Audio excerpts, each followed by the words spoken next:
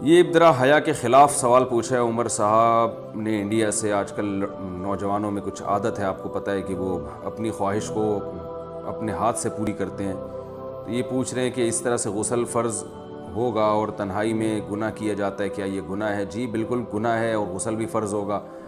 اور قرآن مجید میں اللہ تعالیٰ کا ارشاد ہے الا علی ازواجہم او ما ملکت ایمانہم فانہم غیر ملومین۔ اپنی خواہش صرف بیوی کے ذریعے پوری کر سکتے ہو، اس کے علاوہ کوئی راستہ اسلام میں حلال نہیں ہے۔ تو جتنے بھی طریقے ہیں اپنی خواہش کو پوری کرنے کے، سب حرام ہیں۔ رہا یہ مسئلہ کہ اس سے نجات کیسے پائیں، نجات پانے کے لیے سب سے پہلے تو جلدی نکاح ہے۔ دیر سے نکاح کی یہ آفتیں ہیں کہ اس طرف چلے جاتے ہیں۔ دوسرے اور بہت سارے اس کے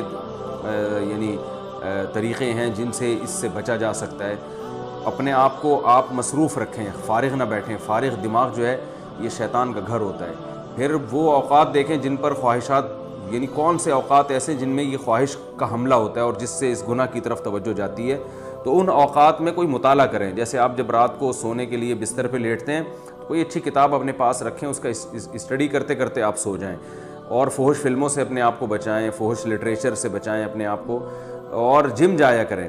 ہم جب انرجی ہم جب خوراک کھاتے ہیں تو اس سے جو انرجی بنتی ہے، وہ انرجی اگر ہماری اچھے کاموں میں یوٹیلائز ہوگی تو برے کاموں سے ہم بچ جائیں گے۔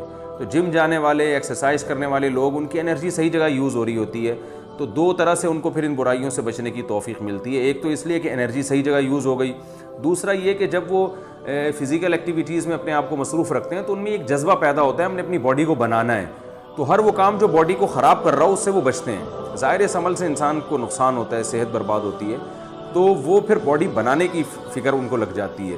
تو وہ پان گٹکا اور یہ جو اس طرح کی فحش چیزیں ہیں ان سے خود بخود ایوائڈ کرنے کی ان کو ایک رغبت ہوتی ہے۔ تو یہ سارے کام کرنے، اس طرح کسی اچھے سائیکیٹرک کو دکھائیں، وہ بھی جو ہے وہ اس سے کہیں کہ میں نے یہ برائی چھوڑنی ہے، کیونکہ بعض نفسیاتی ڈاکٹر الٹا اور اس برائی میں ڈال دیتے ہیں۔ تو ایسا ڈاکٹر جو اس کو برا سمجھتا ہو، اس سے کہیں کہ بھئی میں نے یہ برائی چھوڑنی ہے۔ تو نفسیاتی ڈاکٹر بھی کچھ ایسی ٹرکس بتاتے ہیں جن سے یہ بیماری چھوٹ جاتی ہے۔ اور ایک کام تو لازمی کرنا ہے کہ جب بھی یہ برائی ہو فوراً کچھ سزا دیں اپنے آپ کو۔ ایک روزہ رکھیں یا 2 روزے رکھیں، یہ اپنے اوپر لازم کر لیں کہ جب بھی یہ مجھ سے برائی ہوگی تو میں 1 روزہ یا 2 روزے یا 3 روزے، جتنی اللہ نے استطاعت دی ہے، ایک اپنے اوپر فرض کر لیں۔ فرض کا مطلب یہ نہیں کہ قسم اٹھا لیں، کہ نیت کر لیں، عزم، پختہ نیت کریں کہ جب بھی یہ برائی ہوگی میں سزا کے طور پر 1 روزہ یا 2 روزے یا 3 روزے، جو بھی آپ بہتر سمجھیں وہ آپ اپنے اوپر، اتنا کہ آپ کو سزا ملے، اور سزا اتنی زیادہ بھی نہ ہو کہ وہ سزا ہی نہ دی جا رہی ہو۔ آپ نے 20 روزے کی کہہ لیا تو 20 روزے نہیں رکھے جا رہے اب آپ سے، تو سزا اتنی ہونی چاہیے کہ اس میں سزا کا عنصر بھی ہو، یعنی نفس کو تکلیف بھی ہو، اور اتنی بھی زیادہ سزا نہ ہو کہ سزا دینا ہی مشکل ہو جائے۔ تو درمیانی درجے کی سزا ہو، کچھ صدقہ خیرات بھی کیا جائے ہر دفعہ میں، اور پھر توبہ استغفار لازمی کی جائے۔ تو اس سے انشاءاللہ آہستہ آہستہ یہ گناہ چھوٹ جائے گا، اور پھر اس کوشش میں لگ جائے کہ چھوڑنا ہے۔